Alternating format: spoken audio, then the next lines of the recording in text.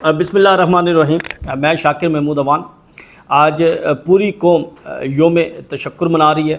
गुज़िश्ता रात भी पाकिस्तान के मुख्तलिफ़ इलाक़ों में, हर शहर में, हर गली में, हर कूचे में पाकिस्तानी जो हैं वो जश्न मना रहे थे। मुख्तलिफ़ सियासी जमातों की जानिब से जो है वो रैलियाँ निकाली गई। पाकिस्तान तहरीक इंसाफ ने कल पंजाब के अंदर 500 से ज़ायद रैलियाँ निकाली और पाकिस्तान जिंदाबाद इन रैलियों को नाम दिया गया। दुआया तकरीबात की गई और शहदा को खिराज तहसीन पेश किया गया।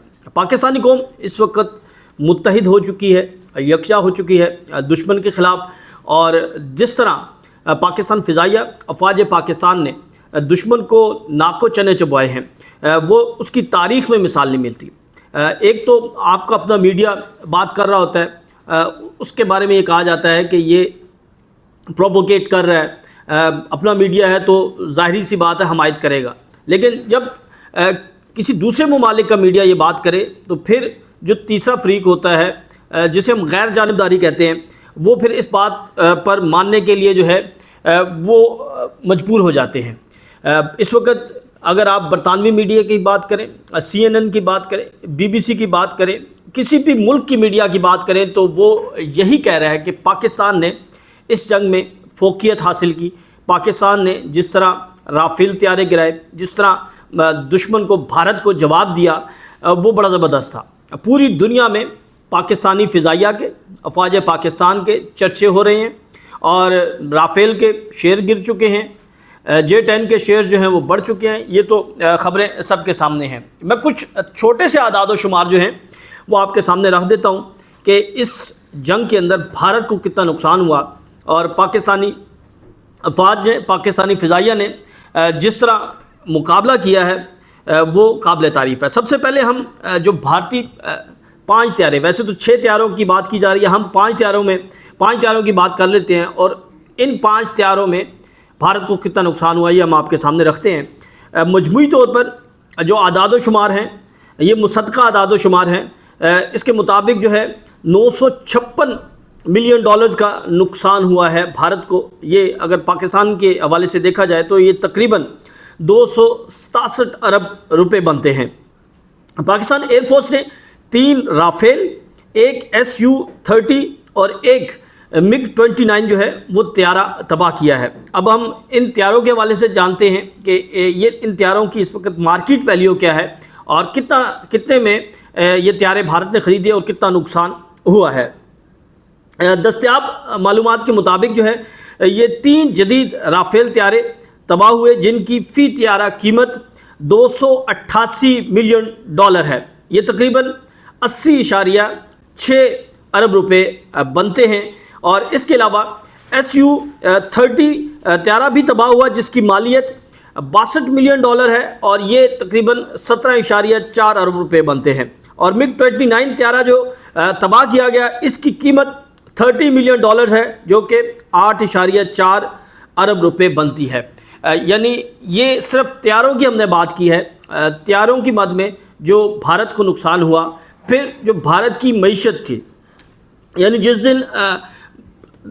दिन जंग का आगाज़ हुआ उस दिन 83 अरब डॉलर जो है वो stock market, Indian stock market जो है वो गिर गई, क्रैश कर गई और जो लोगों का सरमाया था वो डूब गया। अब इसी तरह जब तक ये जंग जारी रही और अभी भी जो भारतीय स्टॉक मार्केट है वो शदीद मंदी का शिकार है, सरमायादार जो है वो ट्रस्ट नहीं कर रहा। और उसकी बुनियादी वजह ये थी कि जो इंडियन मीडिया की जानिब से, इंडियन हुकूमत की जानिब से प्रोपोगेट किया गया, झूठ बोला गया, जो दावे किए गए F-16 के, जो दावे किए गए पाकिस्तान को नुकसान पहुंचाने के, तो वो सारे दावे जो हैं वो झूठे साबित हो रहे हैं। तो इंडियन सरमायादार जो है वो इस वक्त ट्रस्ट नहीं कर रहा, जिसकी वजह से जो भारतीय स्टॉक एक्सचेंज है वो इस वक्त शदीद मंदी का शिकार है। जबकि पाकिस्तान इसके मुकाबले में जैसे ही जंग ख़त्म हुई, जैसे ही ऐलान हुआ कि पाकिस्तान ने मुंह तोड़ जवाब दिया है और जब आलमी मीडिया ने इस पर मोहर जब्त की, तो पाकिस्तान की स्टॉक मार्केट जो है वो जैसे ही आगाज़ हुआ तो 9,500 पॉइंट तक जो है वो पहुंच गई। यानी इसमें 9,500 पॉइंट्स का इजाफा हुआ और ये इजाफा अभी भी जारी है। तो पाकिस्तान इस वक्त जो है वो हर लिहाज से बरतरी हासिल किया हुआ है। मैंने बात की जो इंडिया को नुकसान हुआ। اب جو ایک محتاط اندازہ ہے، اس محتاط اندازے کے مطابق جب سے پاکستان نے فضا بند کی ہے، یعنی فضائی حدود پر پابندی لگائی ہے انڈین طیاروں کی، تو اس وقت تک یہ انڈین میڈیا کہہ رہے ہیں کہ 307 کروڑ کا نقصان ہو چکا ہے، اور اگر یہ معاملہ ایک سال تک رہتا ہے تو 5000 کروڑ یعنی $600 ملین کا نقصان جو ہے وہ بھارت کو ہوگا، کیونکہ بھارت کو یہ شارٹ روٹ بنتا تھا، اب لمبا روٹ لینا پڑ رہا ہے، ایندھن کا خرچہ ہو رہا ہے، پھر یہ خرچہ جو ہے اس کا جو ٹکٹ ہے وہ بھارتی مسافروں کو دینا پڑے گا، اس میں بھی اضافہ ہوگا، اور باقی بھی بہت سے اس کے نقصانات ہو رہے ہیں۔ تو یہ انڈین میڈیا بات کر رہا ہے کہ انڈیا کو اتنا نقصان جو ہے وہ ہو رہا ہے۔ روزانہ جو ہے انڈین میڈیا جو ہے یہ کہتا ہے کہ تقریباً $100 ارب تک جو ہے، 100 ارب روپے جو بھارتی کرنسی ہے، اتنا جو ہے وہ نقصان ہو رہا ہے بھارت کو۔ اور دوسری جانب اگر ہم بات کریں پاکستان نے جو نقصان پہنچایا، S-400 جو ان کی جدید سسٹم تھا اس کو تباہ کیا، وہ $1.3 بلین کا تھا۔ یہ ہم نہیں کہہ رہے، یہ عالمی میڈیا بھی کہہ رہا ہے، یہ بھارت اس بات کی خود بھی تصدیق کرتا ہے کہ اتنے ارب مالیت کا وہ ان کا سسٹم تھا۔ پھر پاکستان نے جو سائبر اٹیک کیا تھا، اس اٹیک کے ذریعے جو ہے تقریباً 507 جو ویب سائٹس تھیں، قیمتی ڈیوائسز تھیں، اور بہت سی اداروں کے اندر جو چیزیں چل رہی تھیں، معاشر کا جس طرح جو الیکٹریسٹی پلان تھا، یعنی 70% الیکٹریسٹی کو جو ہے وہ جیم کیا، اب وہ شٹ ڈاؤن ہوئی، تو اس سے بھی اربوں روپے کا نقصان جو ہے وہ بھارت کو ہوا۔ تو اس وقت اگر غیر جانبدارانہ طور پر بات کی جائے تو تقریباً بھارت کو اس سارے عمل کے دوران جو ہے وہ $1000 ارب تک کا جو نقصان ہوا ہے، اور محتاط بھی اگر بات کی جائے تو یہ $800 ارب تک جو ہے نقصان اس کو کنفرم کیا جا رہا ہے۔